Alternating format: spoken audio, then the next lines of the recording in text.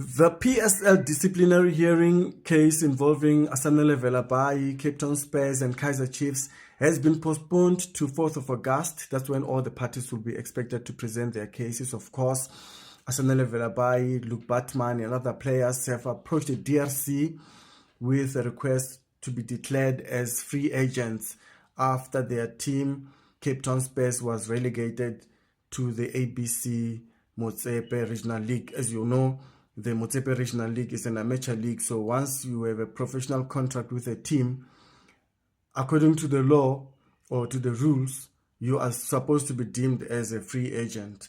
But right now, that's what all the players thought. So Asanele Velebhayi went to Kaizer Chiefs and Luke Batman, but then Cape Town Spurs is saying, no, you guys need to come back and finish your contract unless the DRC has other ideas.